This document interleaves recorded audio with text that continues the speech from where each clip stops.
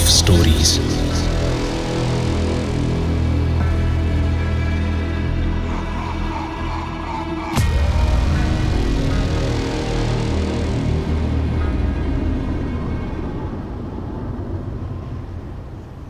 हमें एक लाश का जुगाड़ करना पड़ेगा। अब लाश क्यों चाहिए भाई? अबे ताऊ, मनसुख को भगाना है ना जेल से। तेरा और मेरा ही काम है उसे कोर्ट ले जाने के रास्ते में निकाल दें। लेकिन नौकरी बचाने के लिए एक डेड बॉडी तो लगेगी ना। कोई भी देख के पहचान लेगा कि मनसुख नहीं है। ओए जेम्स बॉन्ड की औलाद, हम जला देंगे अपनी जीप के साथ। बोलेंगे आग लग गई। आग कैसे लग जाएगी? वो मुझ पे छोड़ दे ताऊ। तू ये बता कि डेड बॉडी का जुगाड़ कहां से होगा? वो तो एक जगह से ही हो पाएगा। कौन सी? जैसे हम लोग पिशाच खाना बोलते हैं, माने हमारा सरकारी मुर्दा घर। भाई उसका गार्ड तो बड़ा खूसट है। वो खूसट मर गया पिछले महीने। उसका बेटा लगा है काम पे। पूरा जान पहचान है तेरी। हवालदार होने के कुछ तो फायदे हैं सब इंस्पेक्टर साहब। और उस पे से उसका ससुर भी हूँ। अच्छा, अरे ये तो बढ़िया हो गया ताऊ। इनकी बातें सुन के आपको जो लग रहा है सही लग रहा है। एक सब इंस्पेक्टर और हवलदार मिलके एक अपराधी मनसुख को जेल से भागने में मदद कर रहे हैं। हरकत तो खैर इनकी पेशाचों वाली है, लेकिन हैं ये इंसान ही। और जिस पेशाच घर की ये बात कर रहे हैं वो है सरकारी मुर्दा घर। सरकारी मुर्दा घर मतलब जहां शहर के जाने अनजाने में हुई मौतों के मुर्दों का घर। जिस लाश की शिनाख्त हो जाती है उसे उसके घर वाले वहां से ले जाते हैं और अंतिम संस्कार कर देते हैं। और जिस लाश की शिनाख्त नहीं हो पाती वो काफी दिनों तक वहीं फ्रीजर में बंद पड़ी रहती है। और जब फ्रीजर काम नहीं करता क्योंकि बिजली नहीं होती तो सड़ती रहती है।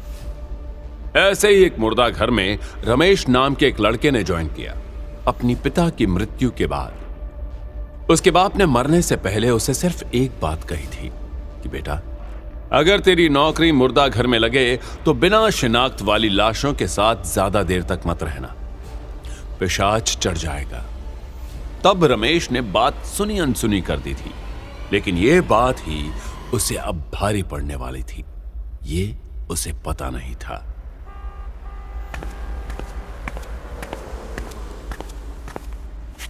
उफ, क्या ट्रैफिक था आज यार। अरे पापा जी, आप? हाँ बेटा, कैसे हो? आप कब आए? शांति ने तो फोन पे कुछ नहीं बताया। अरे अभी तो आया हूँ, यहीं पास में कुछ काम था, सोचा तुमसे मिलता चलूं। कैसी चल रही है नौकरी? हैं? नौकरी का क्या है पापा जी, पता ही है आपको। वो तो है, लेकिन बेटा है तो सरकारी, चलाते रहो जब तक चले। हाँ, लेकिन ज्यादा दिन नहीं हो पाएगा। सारा दिन मुर्दों के साथ रहकर दिमाग खराब हो जाता है। लेकिन बेटा दूसरी भी खोजना तो सरकारी ही खोजना, प्राइवेट नौकरी का कोई भरोसा तो है नहीं। पापा जी, भरोसा तो जिंदगी का भी नहीं है। 6 महीने पहले पापा थे हंसते बोलते, आज दीवार पर टंगे। देख लो बेटा, मैंने तो बस कह दिया जो मुझे सही लगा। हवलदार ने कह तो दिया था, लेकिन उसकी समझ में यह नहीं आ रहा था कि वो बात छेड़े तो छेड़े कैसे। रमेश साफ साफ बात करने वाला इंसान था। लालच या डर दोनों ही उसकी समझ में नहीं आते थे। और उस पर से बस 1 महीने पुराना दामाद था। लेकिन हवलदार को यह भी पता था कि करना तो है ही। खाना वाना खाने के बाद जब दोनों बीड़ी पीने बाहर आए तब हवलदार ने सोचा कि अब बात करना ठीक रहेगा। लेकिन उसने ये नहीं सोचा था कि मौका खुद चल के पास आएगा। पापा जी, इस जिंदगी में ज्यादा दिन नहीं रहना। समझा नहीं बेटे? अरे आस पास देखो ना, ये इस चौल में किसको रहना है? गंदे लोग, गंदी सोच। कुछ तो बड़ा करना पड़ेगा, क्योंकि यहां से निकलने के लिए पैसा चाहिए होगा। हाँ, निकलने के लिए कुछ पैसे तो चाहिए। कुछ सोचा है कैसे? वो उस पिशाच घर से तो नहीं आने वाला, इतना पता है।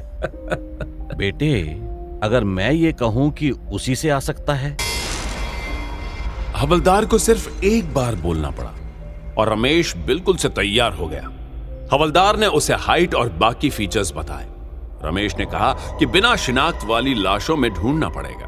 दोनों ने डिसाइड किया कि जब रमेश ढूंढ लेगा तो वो हवलदार को बताएगा और फिर वो लोग मिलके एक्सचेंज करेंगे।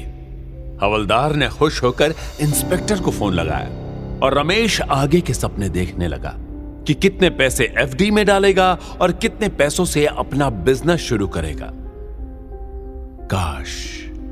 काश वो अपने पापा की बात के बारे में एक बार सोच लेता, तो आने वाले दिनों में जो कुछ होने वाला था वो सब कुछ नहीं होता। ये कमबख्त किधर है? 6 फुट लंबी लाश, एक भी नहीं मिल रही। और बदबू, थोड़ी देर और यहां रहा तो बेहोश हो जाऊंगा। और अंदर जाना पड़ेगा।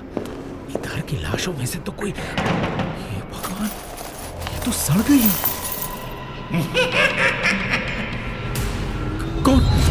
कौन है उधर? कौन है?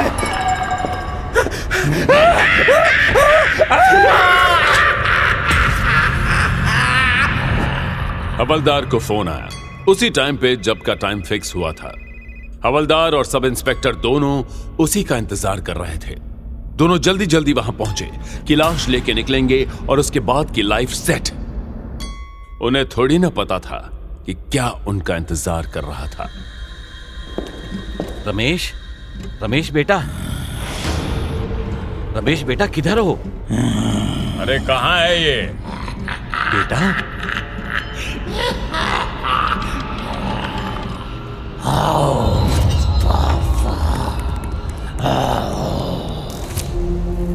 हवलदार और इंस्पेक्टर ने जो देखा उनके होश वहीं के वहीं उड़ गए।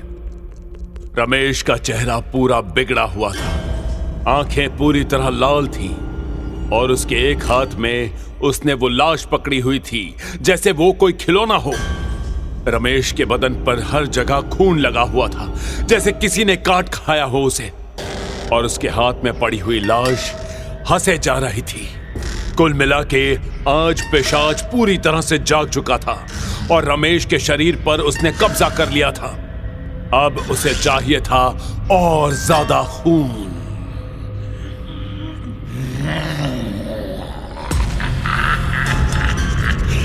रमेश! अरे ताऊ, ये तो पिशाच! अरे भागो रे! अरे लाश ले तो जाओ पापा जी। बेटा मेरे पैसे लाए हो ना?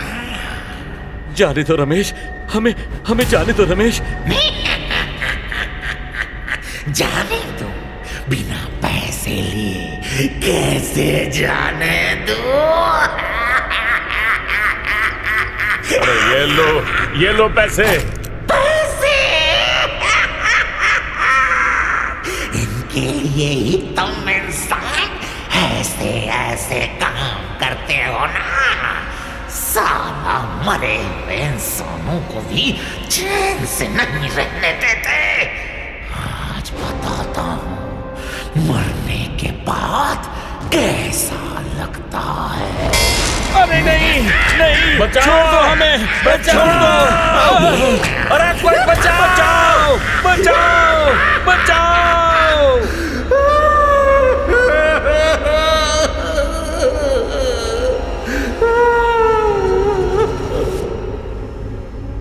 अगली सुबह पुलिस को रमेश, हवलदार और इंस्पेक्टर की लाशें मिली, बुरी तरह से कटी नुची हुई।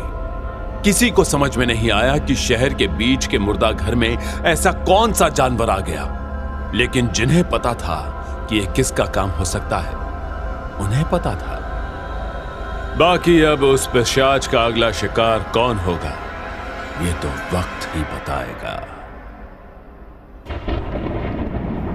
खौफ स्टोरीज।